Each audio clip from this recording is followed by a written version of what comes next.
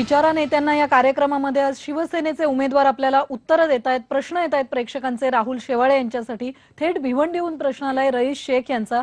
रईस, टीव्हीचा आवाज बंद ठेवून थेट प्रश्न विचारा। हा, हॅलो सर, नमस्कार। हॅलो, हा नमस्कार।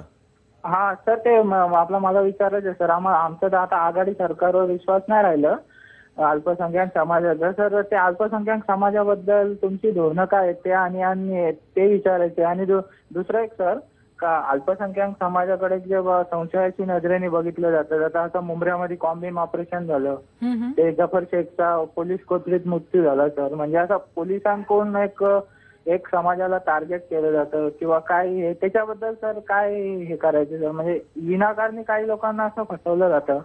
हॅलो, आपण चांगला प्रश्न विचारला। अल्पसंख्याकाबद्दल शिवसेनेचं धोरण नेहमीच सन्मानाचं आहे। शिवसेनेचं मूळ गाभाच आम्ही जात धर्म मानत नाहीये, सर्व धर्माला आम्ही सन्मान करतो। अल्पसंख्याकांचा इतिहास माहिती आहे, ते यावर विश्वास ठेवतील? नाही, त्याला वेगवेगळी तिथली स्थानिक कारण आहेत, पण मी अल्पसंख्याकांच्या बाबतीत बोलेल। मुंबई महानगरपालिकेत गेले 15-20 वर्ष शिवसेनेची सत्ता आहे।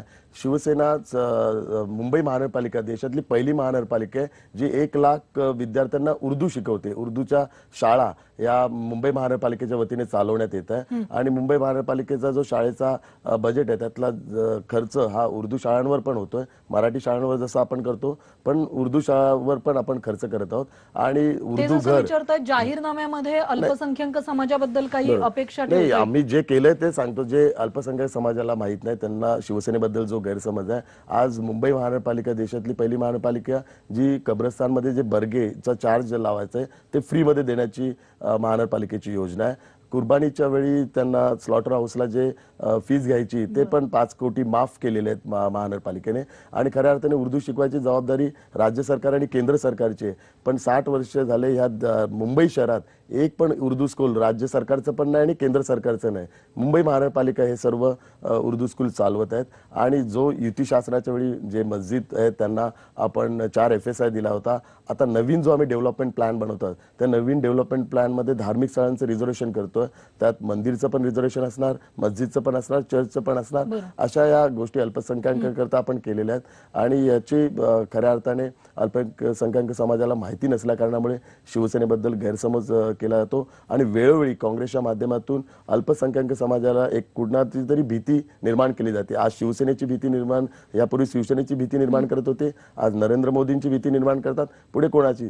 गेली 60 वर्ष अल्पसंख्याक समाजाला नेहमीच भीतीच्या पोटी मतदान करायला काँग्रेस भाग पडतं। खूप स्ट्रॅटेजिकल स्वतःचं मतदान करतो। आपण अलिबागला जाऊया। सुधाकर गोगावले यांचा पुढचा फोन आलेला आहे।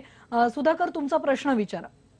शेवाळे साहेब, जय महाराष्ट्र। जय महाराष्ट्र साहेब, मदतनीस विक्रांतसाठी आपण जे काही करोड रुपये देऊ केले होते महानगरपालिकेकडून, तर मला वाटतं साहेब, जे आपल्या रस्त्यात मुंबईतले फुटपाथ आहेत ते संपूर्ण परप्रांतीयांनी इतके व्यापून टाकलेले आहेत। आपले जे अधिकारी असतात अतिक्रमण विरोधी, ते काय यांना आळा घालू शकत नाही? आणि तुमचे जे आपले नगरसेवक वगैरे आहेत ते काय आळा घालू शकत नाही? शिवाय भिवंडी, मानपूर या भागात जा, किती सुधाकरजी, तुमचा प्रश्न कळलेला, आपण थोडक्यात उत्तर घेऊया कारण वेळेची मर्यादा देखील आहे या कार्यक्रमाला। आपण चांगला प्रश्न विचारला। महानगरपालिकेतर्फे वेळोवेळी कारवाई केली जाते। आणि विक्रांतबद्दल देखील त्यांनी विचारलं। कुठल्या? विक्रांत, हा, दोन्ही प्रश्न आहेत। महानगरपालिकेतर्फे कारवाई केली जाते। कारवाई करताना पोलिसांचं सहकार्य लागतं। दुर्दैवानं पोलिसांचं सहकार्य मिळत नाही आणि महानगरपालिकेच्या जे कर्मचाऱ्यांवर हल्ले होतात। अशा वेळी पोलिसांचं सहकार्य न मिळाल्यामुळे अशा अतिक्रमणांवर कारवाई करण्याकरता महानगरपालिकेला अडचणी होते। महानगरपालिका वेळोवेळी कारवाई करत असते। राज्य सरकारच्या हस्तक्षेपामुळे आणि जे काँग्रेसचे जे तेथील स्थानिक आमदार किंवा खासदार असतील ते वेळोवेळी राजकीय दबाव आणून पोलिसांना सहकार्य करायला सांगत नाहीये। दुसरा, विक्रांतच्या संदर्भातला जो प्रश्न उपस्थित केला त्याही संदर्भात मुंबई महानगरपालिकेने दरवर्षी 25 कोटीची तरतूद केली होती, याही वर्षी तरतूद केलेली आहे। आणि तसा प्रस्ताव विक्रांतचा नौसेना अधिकाऱ्यांकडे महानगरपालिकेच्या वतीने दिलेला, पण त्याला राज्य सरकारची परवानगी लागते। दुर्दैवाने त्याही ठिकाणी राज्य सरकारच्या असहकार्यामुळे विक्रांतचा जो आपल्याला जो संग्रहालय बनवायचं आहे, त्या संग्रहालय बनवण्याकरता महानगरपालिकेला तांत्रिक अडचणी निर्माण होतात.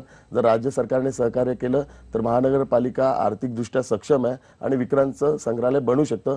अजूनही तो निर्णय प्रलंबित आहे. अजूनही आयुक्त राज्य सरकारच्या परवानगीची वाट पाहत आहे. ठीक आहे, म्हणजे अजून जी घोषणा होती ती एक प्रकारे प्रत्यक्षात उतरलेली नाहीये हे स्पष्ट दिसतंय. आपण आता कार्यक्रमामध्ये एक छोटासा ब्रेक घेणार आहोत आणि ब्रेक नंतर राहुल शेवाळे यांच्याशी प्रश्नोत्तरांची ही मैफिल अशीच सुरू राहणार आहे.